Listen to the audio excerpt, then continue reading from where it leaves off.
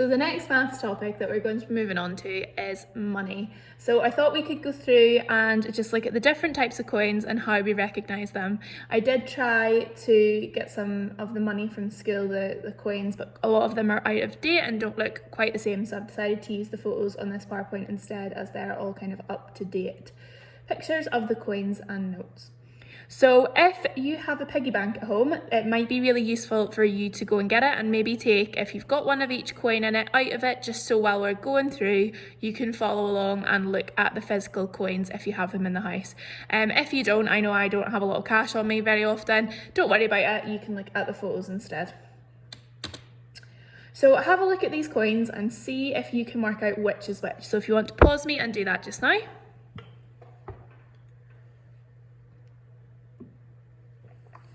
Okie doke. So let's go through and see if you were right. So we've got our coppers here, which is what we refer to these as. Now these are our 1 pence and our 2 pence.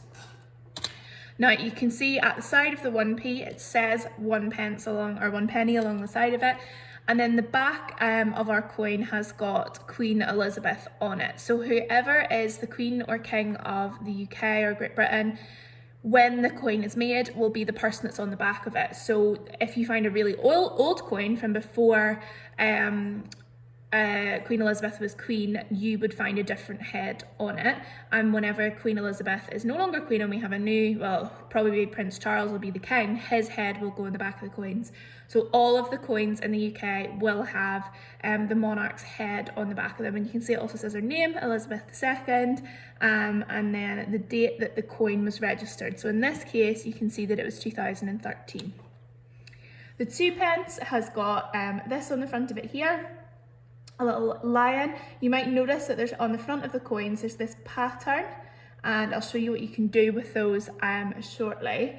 So we've got our 2 pence here, and again, Queen Elizabeth's head on the back. Now you'll notice the 2p is bigger than the penny coin. They're both this kind of bronze colour, and they're what we call coppers. They're not actually made of pure copper anymore, but we still kind of call them that. Our next 2 coins that we've got are our 5 pence and our 10 pence. You can see they both say 5 and 10 pence on them on the front of the coin, and again on the back we've got the monarch's head as well as the date it was manufactured.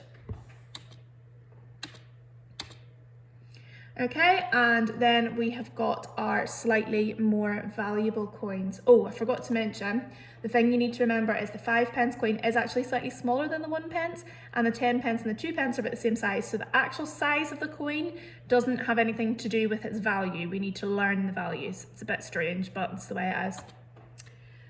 These ones we've got here, we have got our 20 pence, our 50 pence, our £1, and this is the new pound coin. The old ones didn't have the silver bit in the middle, they used to be all kind of gold coloured.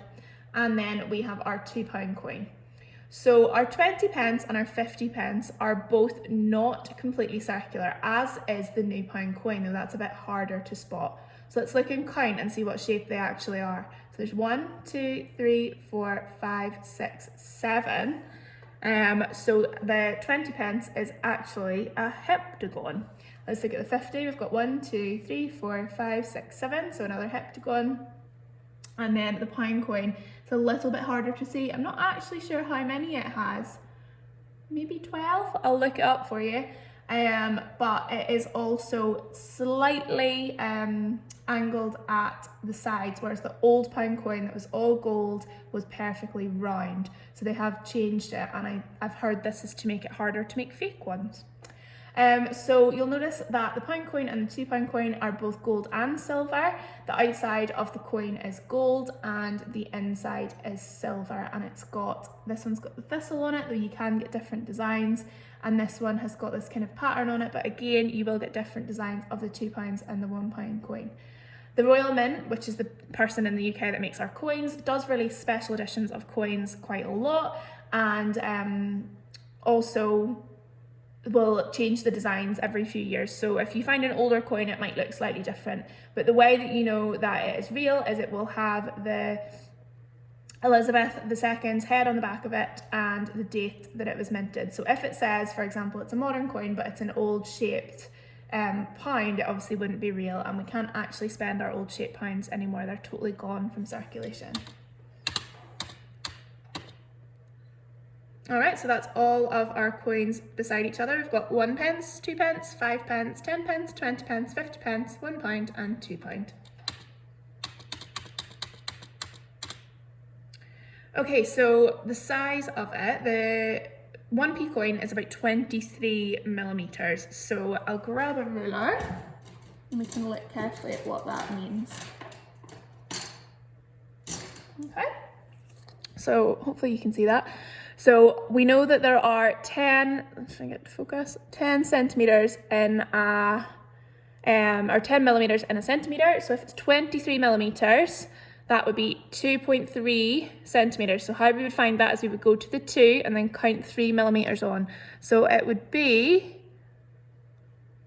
about that size. Oh, it's hard to see between my two fingers.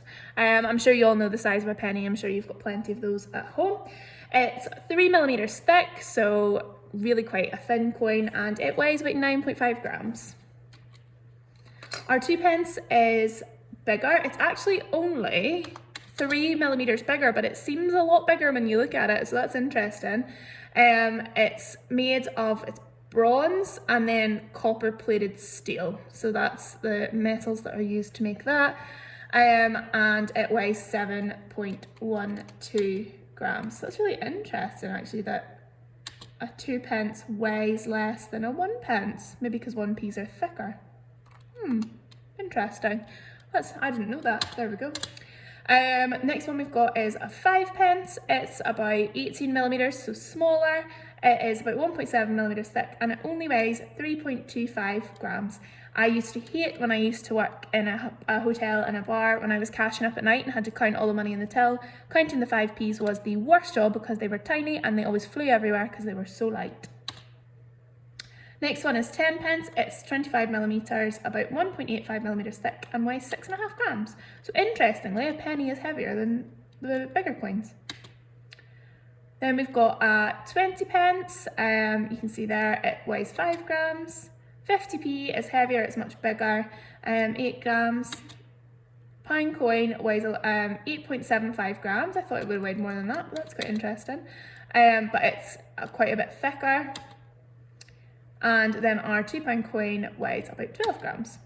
So that was just a bit of a fun fact about our coins. Now we've got some notes. Now these are English notes. So in the UK, different banks in different countries will print different notes, which is rather annoying because they all look slightly different. But there are a few ways how we can tell the difference between different types of notes and making sure that they're real. So these are Bank of England notes, which are most commonly found in England, though you do get them in Scotland as well. And you can see we've got our 5, our 10, our 20 and our 50. And helpfully, these actually do go in size order. So the smaller the note, the less the value. Rather, like when the coins don't, the notes actually do. So this is the front of a fiver and the back of a fiver, and then the same for 10, 20 and 50. Now they do change the pictures on banknotes quite a lot, and as I said, there's lots of different banks. I wish I had lots of banknotes to show you all the different ones, but you could do some Googling and try and find out all the different types of banknotes that are legal in the UK. Okay, so it's sort of at the size of them, but they do get bigger as they go. So that's our PowerPoint done. So what I've got here is I've got a few banknotes that I had in my purse. 2 of them I must have left over from birthday money that was sent before Christmas because they're actually Irish notes. So this is quite a good way to show you how to check a note that might not look totally familiar to see if it is real or not. So a couple of years ago they changed and they don't print purely paper banknotes anymore. So all banknotes are now partially plastic, though you might still find paper ones, you might get them in your change sometimes, but all the new banknotes are plastic. Now, what I've got here is I've got a Bank of England £10, and you can see that's similar to the one that we looked at on the PowerPoint. We've got the monarch's face on the front, we've got Queen Elizabeth there, and then on the back we have got Jane Austen, who's an English author. So it says that you have to look it's really tiny at the bottom, but it says Jane Austen and then one of her quotes at the bottom. So so they tend to put like famous historical figures on banknotes. You can also see that I think they've actually put a picture in the background of the Bank of England.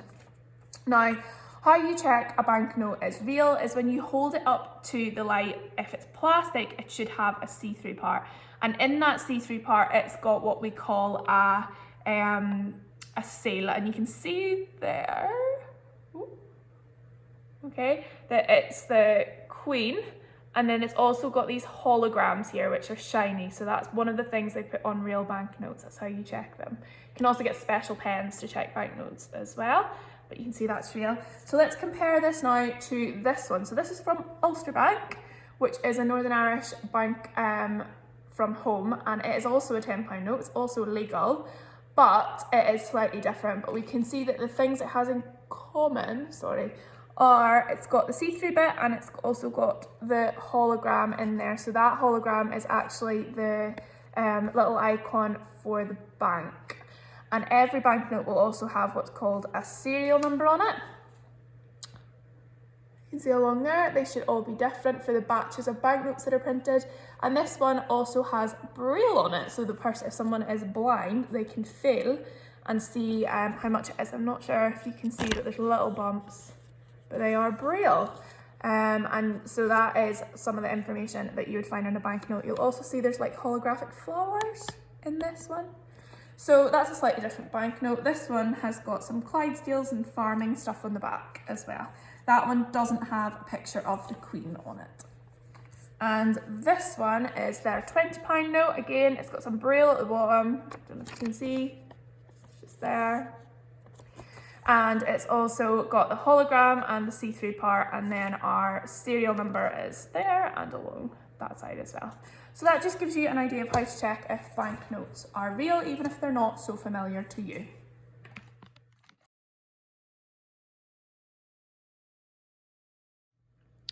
So your first activity today is to play this little online game. A lot of you will probably find this counting up money quite easy, but we're just doing it to get our heads sort of into money and get practicing and reminding ourselves, especially because of the fact that coronavirus is meaning we're handling a lot less coins and notes at the minute.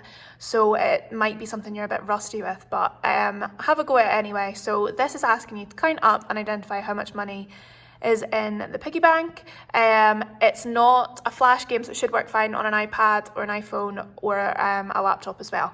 So this one here, we've got our £2 coin. So the way that I would do this to start off with is, say if there's any coins that are the same, and then you could like double them to find out their value, but here we don't have that. So I would start off with my biggest amount. That's just personally how I would like to do it in my head. So this is £2. I know that two 50p's, there are two 50p's, silly me. Two 50p's make £1, so that would be £3. And then I would need to add 25, so 3.25, and two more would make 3.27. So we click on this one. Okay, I'm just going to show you how to get into that game. Here, you're just going to click on the counting game, and then I've just gone for any 6 coins, and obviously make sure you pick the UK, otherwise it will be the wrong currency.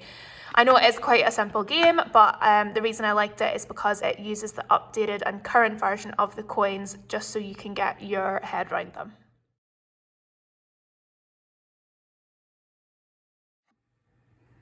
Okay, so we're going to do a little bit of a game. Hopefully you'll be able to see these. I have zoomed in as much as I could without missing any out.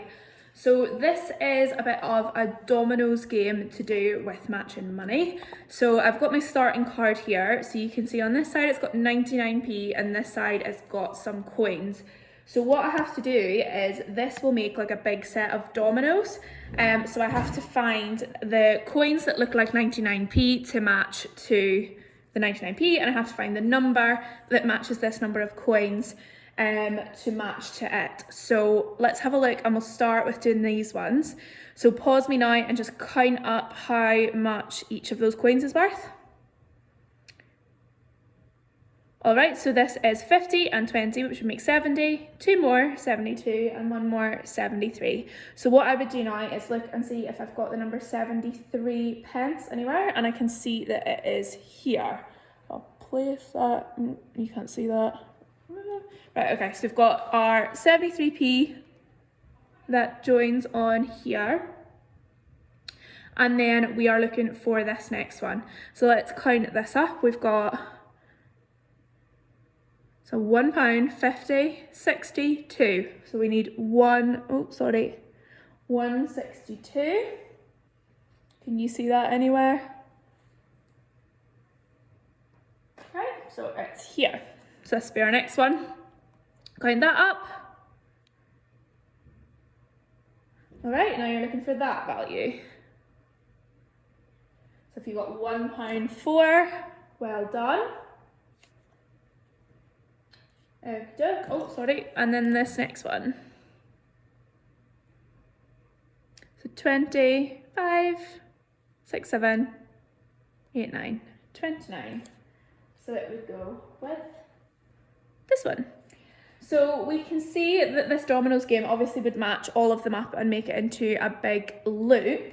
Obviously we can't play the whole game on the screen because it's just hard to fit everything in. But one of your tasks for today is to create your own money domino game. Now obviously you guys can all print, so what I'd like you to do is do your best effort at drawing out the coins and making your own set of dominoes.